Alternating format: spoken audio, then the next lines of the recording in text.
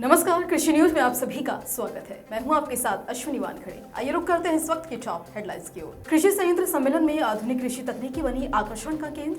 UP में शुरू हुई मोबाइल वेटनरी एम्बुलेंस सेवा, अब घर बैठे होगा पशुओं का इलाज। हाथी ने किसान को पटका गड़ा दिए दांत, फिर पैर से कुचला, लेकिन फिर भी बच गई जान। किसानों को मिल रहा पैक हाउस खोलने का मौका, 31 मार्च तक करें आवेदन।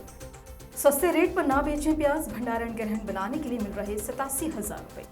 सुबह उठने से पहले घर पर आ जाएगा दूध, किसान ने शुरू किया मोबाइल मिल्क एटीएम। ये डिवाइस पशुओं की हर एक गतिविधि पर रखेगा पैनी नजर, बीमारी की भी देगा बड़ी अपडेट। अरुणाचल किसान इकाई ने 10,000 मेगावाट जल विद्युत योजना को किया खारिज। कृषि मंत्री का बड़ा बयान, 100 रुपए के प्रीमियम पर किसानों को मिल रहे 514 रुपए।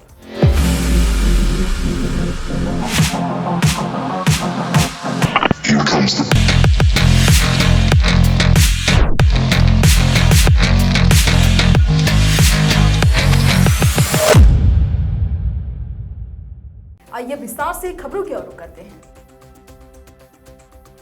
एक नई उम्मीद के साथ कृषि जागरण द्वारा 25 मार्च को कृषि संयंत्र सम्मेलन की शुरुआत हुई, जिसका आज तीसरा दिन था और आज भी भारी संख्या में किसान शामिल हुए और आज भी किसानों ने नई नई तकनीकों सहित खेती से संबंधित जानकारियों को प्राप्त किया। गौरतलब है कि यह सम्मेलन explore the unexplored agri Odisha विषय पर आधारित रहा। इस मेले में निर्माताओं, डीलरों, कृषि मशीनरों और उपकरणों के वितरकों सहित 200 से अधिक प्रदर्शकों ने भाग लिया। आपको बता दें कि इस सम्मेलन में पहले दिन केंद्रीय कृषि और किसान कल्याण मंत्री नरेंद्र सिंह तोमर, मत्स्य पालन, पशुपालन और डेयरी मंत्री पुरुषोत्तम रूपाला और पूर्व केंद्रीय एमएसएमई और FASD राज्य मंत्री और सांसद प्रताप चंद्र सारंगी मुख्य अतिथि के तौर पर मौजूद रहे।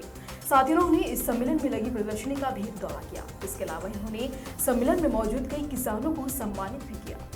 तो वहीं दूसरे दिन कृषि जागरण के संस्थापक MC डोमिनिक के साथ प्रोफेसर HK पात्र, डीन कृषि महाविद्यालय OUAT भुवनेश्वर, डॉक्टर स्वागिता साहू वरिष्ठ वैज्ञानिक और प्रमुख KVK बालासोर, डॉक्टर अरविंद दास वरिष्ठ वैज्ञानिक और प्रमुख KVK भद्रक, डॉक्टर संघमित्रा पटनायक शामिल रहे।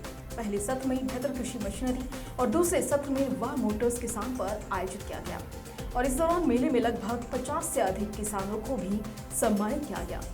इसके बाद मेले में पैनल पर चर्चा भी की गई, जो सतत कृषि पद्धतियों और तकनीक के माध्यम से किसानों की आय दोगुनी करने पर आधारित रही। पशुधन स्वास्थ्य और रोग नियंत्रण योजना के अंतर्गत 201 करोड़ की लागत से 520 मोबाइल वेटनरी यूनिट का फ्लैग ऑफ और टोल फ्री नंबर 1962 का शुभारंभ मुख्यमंत्री योगी आदित्यनाथ और केंद्रीय मत्स्य पालन, पशुपालन और डेयरी मंत्री पुरुषोत्तम रूपाला ने हरी झंडी दिखाकर किया। वेटनरी यूनिट का फ्लैग ऑफ कार्यक्रम को संबोधित करते हुए केंद्रीय मत्स्य पालन पशुपालन मंत्री पुरुषोत्तम रूपाला ने कहा कि प्रधानमंत्री ने कोविड-19 पर फैसला लेने से 1 साल के भीतर ही देश में पशुओं का टीकाकरण कराने का फैसला लिया था। उन्होंने कहा कि प्रधानमंत्री मोदी ने पशुओं के लिए भारत सरकार के खर्चे से मोबाइल वेटनरी यूनिट शुरू की थी। साथ ही असहाय पशुओं के लिए डायल 108 की तर्ज पर एम्बुलेंस जैसी सुविधाएं उपलब्ध करवाई हैं, जिससे कि इमरजेंसी की स्थिति में देश के पशुओं को एम्बुलेंस जैसी सुविधा दी जा सके। केंद्रीय पशुपालन मंत्री ने कहा कि जिस तरह मानव बीमारी के लिए 108 एम्बुलेंस सेवा से मदद मिलती है, उसी तरह जानवरों की बीमारी की हालात में 1962 पर डायल करके ये सुविधा पशुपालकों को दी जाएगी। असम के बोको शहर के एक गांव से रोंगटे खड़े कर देने वाला वीडियो सामने आया है। वीडियो में जंगली हाथी युवक के पीछे दौड़ता हुआ आता है और उस पर अपने नुकीले दांतों से हमला कर देता है। जमीन पर गिरे युवक को हाथी कुचलने का प्रयास करता है। दूर खड़े लोगों के शोर मचाने पर हाथी जंगल की ओर वापस लौट जाता है। आपको बता दें कि इस इलाके में हाथी और इंसान के बीच आए दिन मुठभेड़ होती रहती है। कई लोगों की तो मौत भी हो जाती है। दरअसल खेत में काम कर रहे लोगों के सामने अचानक से जंगली हाथियों का झुंड आ गया। इसमें नर, मादा और हाथी के बच्चे शामिल थे। किसानों ने जब इस झुंड को करीब आते देखा तो उन लोगों ने शोर मचाते हुए हाथियों को वापस जंगल की ओर खदेड़ने का प्रयास किया, लेकिन हाथियों पर शोर का असर बिल्कुल नहीं हुआ। झुंड को हिंसक होता देख किसान अपनी जान बचाकर भागने लगे और इसी बीच एक किसान अपनी जान बचाने के लिए भाग रहा था तो उसके पीछे ही हाथी पड़ गया। पीछे से दौड़ते आ रहे हाथी को भगाने के लिए दूसरे किसान जोरों से चिल्लाने लगे, लेकिन हाथी बिल्कुल नहीं रुका। गौरतलब है कि इस घटना में किसान को कुछ भी नहीं हुआ।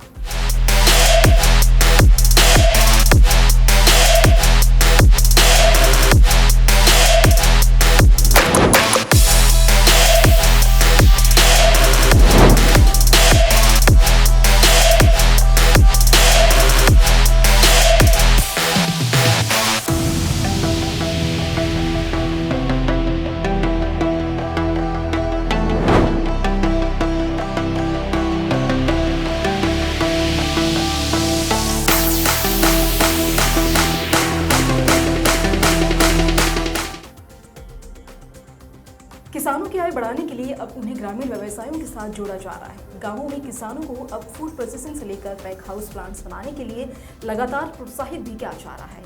और इसी कड़ी में अब हरियाणा सरकार फल, सब्जी समेत अन्य बागवानी फसलों को स्टोर करने के लिए पैक हाउस खोलने का ऑफर दे रही है। दरअसल हरियाणा सरकार ने राज्य में 50 पैक हाउस खोलने की प्लानिंग की है और इसके लिए किसानों से आवेदन भी मांग लिए गए हैं। माना तो यह भी जा रहा है कि पैक हाउस खोलने से किसानों की आय में इजाफा होगा और साथ ही पैक हाउस के सहारे फल, सब्जी जैसे जल्दी खराब होने वाले उत्पादों की सुरक्षित ढंग से पैकिंग कर उन्हें स्टोर भी किया जा सकेगा।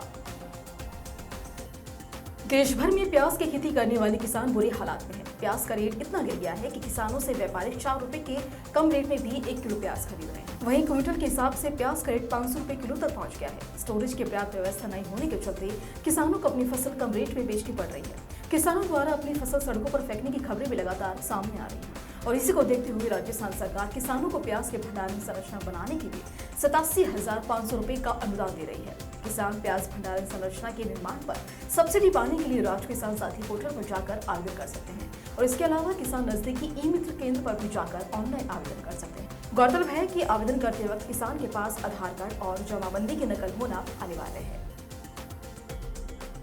अगर आप सुबह सुबह गर्म चाय पीना चाहते हैं तो अब ताजा दूध लाने के लिए आपको डेयरी तक नहीं जाना पड़ेगा, बल्कि दूध खुद आपके दरवाजे तक पहुंच जाएगा। दरअसल बिहार के भागलपुर के रहने वाले किसान विनय कुमार ने मोबाइल मिल्क ATM शुरू किया है।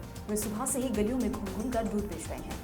इसमें लोगों को घर बैठे बैठे दूध मिल रहा है और किसान का ये आइडिया लोगों को भी बेहद पसंद आ रहा है। खास बात तो यह है कि विनय कुमार ने बीते दिनों कृषि मेले में अपने इस मोबाइल मिल्क ATM को प्रदर्शित किया था, जिसने लोगों के बीच खूब सुर्खियां बटोरी थी। उन्होंने पहले आओ पहले पाओ के तर्ज पर एक ऑफर भी शुरू किया था और इसके तहत पहले आने वाले 100 ग्राहकों को 50 रुपए प्रति लीटर की दर से दूध दिया गया। ऐसे में इनसे दूध लेने के लिए उनके मोबाइल मिल्क ATM के पास बड़ी तादाद में लोगों की भीड़ लगी रहती है। कोच्चि स्थित कृषि प्रौद्योगिकी स्टार्टअप ब्रेनवायर ने पशुओं की देखभाल के लिए एक डिवाइस बनाया है जो कि उनकी हर एक गतिविधि पर पैनी नजर रखेगा, साथ ही बीमारी के लक्षण दिखने पर तुरंत अलर्ट भी करेगा। ये बेहतरीन कारनामा करने वाले रोमियो P. जुराट और शिवशंकर S. नायर हैं, जो कि कंपनी के संस्थापक और सह संस्थापक हैं। ब्रेनवायर कंपनी द्वारा बनाए गए इस डिवाइस को पशुओं के कान पर लगाया जाएगा। डिवाइस पशु के कान पर लगने के बाद आपको उसकी व्यवस्था की जानकारी, गतिविधि, निगरानी, ताप चक्र, मौसम निगरानी, गर्भदान और पशु चिकित्सक सहायता की जानकारी हर 10 सेकंड में मिलती रहेगी। साथ ही इसके लिए एक ऐप भी विकसित किया गया है। आपको बता दें कि IoT आधारित डिवाइस का उपयोग केरल के अलावा अन्य राज्यों के 600 से अधिक गायों में भी किया जा चुका है। साथ ही वेस्ट स्टॉक की तैनाती के लिए महाराष्ट्र और कश्मीर की सरकारें ब्रेनवायर के साथ लगातार बातचीत कर रही हैं। अगर इस बेहतरीन तकनीक को देश के सभी पशुओं में लगाया जाए तो बीमारी से पशु मौत के आंकड़े कम होने लगेंगे।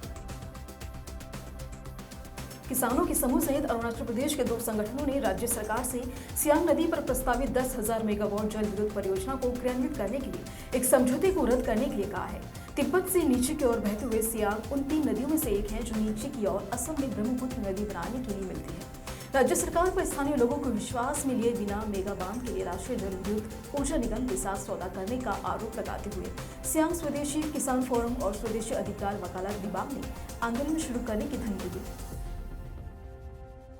प्रकृति को कोई भी अपने काबू में नहीं कर सकता। यदि हम प्रकृति के विपरीत कार्य करते हैं तो इसका खामियाजा भी जल्द ही भुगतना पड़ता है। ऐसा ही कुछ बीते दिनों हुई बेमौसम बारिश ने हम सभी को बताया है। ऐसे में किसानों के लिए सरकार द्वारा प्रधानमंत्री फसल बीमा योजना चलाई जा रही है, जिसे लेकर केंद्रीय कृषि मंत्री नरेंद्र सिंह तोमर ने राज्यसभा फसल बीमा योजना को लेकर आंकड़े जारी किए हैं। दरअसल राज्यसभा में कृषि मंत्री नरेंद्र सिंह तोमर ने कहा कि प्रधानमंत्री फसल बीमा योजना की शुरुआत साल 2016 में की गई थी, जिससे कि अब तक 38 करोड़ से अधिक किसान जुड़ चुके हैं। साथ ही कृषि मंत्री ने कहा कि बीमा कंपनियों ने 12.37 करोड़ से अधिक दावे प्राप्त किए हैं। आपको बता दें कि इस अवधि के दौरान किसानों द्वारा 25,252 करोड़ रुपए का प्रीमियम भुगतान किया गया है, जिसके बदले में किसानों को करोड़ों रुपए से अधिक का भुगतान हो चुका है। साथ ही उन्होंने कहा कि किसानों द्वारा 100 रुपए की प्रीमियम राशि पर किसानों को 514 रुपए का भुगतान दिया जा रहा है। इसी तरह की खबरों के लिए जुड़े रहिए कृषि जागरण के साथ। धन्यवाद।